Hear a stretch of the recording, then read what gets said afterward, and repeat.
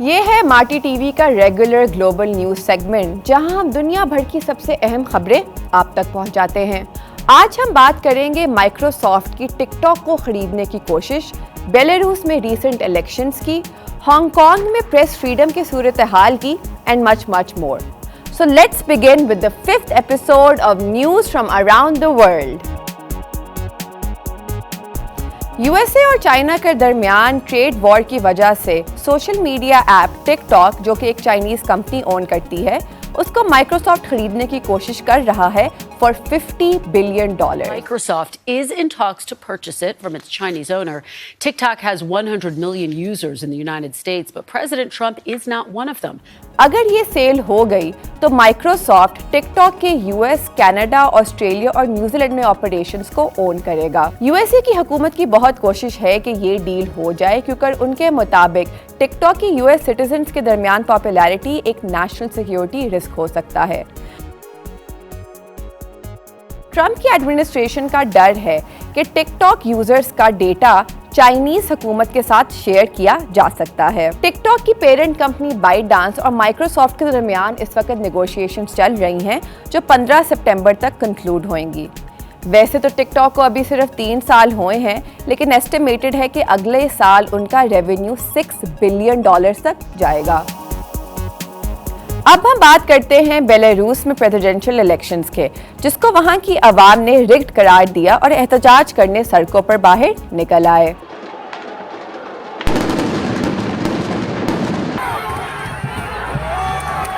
स्वेटलाना तिखोनोव्स्काया एक 37-year-old home maker है, जिन्होंने बेलारूस के करंट प्रेसिडेंट अलेक्जेंडर लुकाशेंको को चैलेंज किया। लुकाशेंको पिछले 26 ईयर से बेलारूस के प्रेसिडेंट रह चुके हैं और वहां की आवाम उनकी हुकूमत को अथॉरिटेरियन समझती है। बेलारूस की आवाम करंट प्रेसिडेंट की हुकूमत से बहुत खुश नहीं थे, जिनको वो एक अथॉरिटेरियन लीडर मानते हैं, और इसीलिए उन्होंने इस नए अपोनेंट को ओवरवेलमिंग सपोर्ट दी।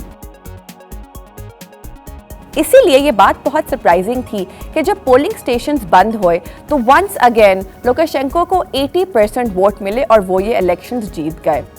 एहतजाज करने बेलारूस की आवाम डिफरेंट शहरों से बाहर निकली। इन प्रोटेस्टर्स पर वाटर कैनन और रबर बुलेट्स का भी हमला किया गया और तकरीबन 6000 प्रोटेस्टर्स को अरेस्ट कर लिया गया।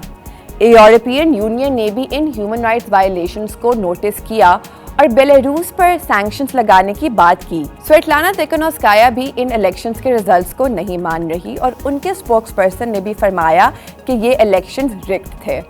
ये एक डेवलपिंग स्टोरी है, जिसके बारे में हम आपको आगे के दिनों में इन्फॉर्म करते रहेंगे।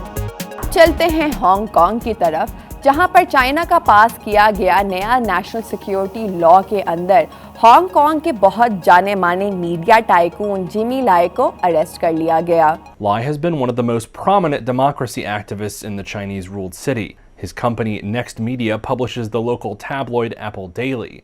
Lai's also been an ardent critic of Beijing, which imposed the sweeping new law for Hong Kong. Jimmy lie 71 years के हैं और वो हांगकांग की प्रो डेमोक्रेसी मूवमेंट के एक बहुत बड़े और जाने माने फिगर हैं।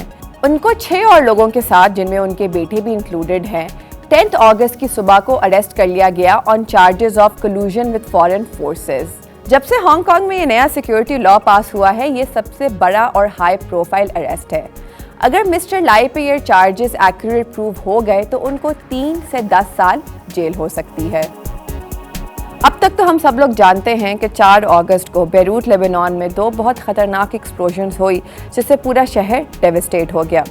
आज हम आपको इस स्टोरी पर अपडेट देंगे। इस एक्सप्लोजन के थोड़ी देर बाद ही लेबनान के प्राइम मिनिस्टर हसन दियाब ने अपनी रेजिग्नेशन सबमिट कर दी। The announcement comes after a weekend of civil unrest. उनका कहना यह है कि इस एक्सप्लोजन की वजह एक्सट्रीम पॉलिटिकल करप्शन है, जो लेबनान की पॉलिटिकल सिस्टम के हर कोने तक फैल चुकी है और वह प्रोग्रेस को रोकती है। लेकिन जैसे जैसे ये सामने आ रहा है कि इस एक्सप्लोजन की वजूहात बैड गवर्नेंस, करप्शन और नेग्लिजेंस है, वैसे वैसे लेबनान की आवाम complete restructuring of the political system को डिमांड कर रहा है। अब वक्त आ गया है हमारी ग्लोबल कोरोना वायरस अपडेट पर। अफ्रीका में तकरीबन कोरोना वायरस के केसेस 1 मिलियन से ज़्यादा हो चुके हैं, लेकिन एक्सपर्ट्स का कहना है कि रियलिटी में ये केसेस 10 गुना या 100 गुना ज़्यादा हो सकते हैं। अफ्रीका के कुछ ममालिक हैं जिन्होंने WHO को कोई स्टेटिस्टिक्स कोरोना वायरस से रिलेटेड अभी तक दिए ही नहीं हैं, और कुछ ममालिक ने इतने कम स्टेटिस्टिक्स दिए हैं केसेस के कि लग रहा है कि शायद वो इनएक्यूरेट हैं।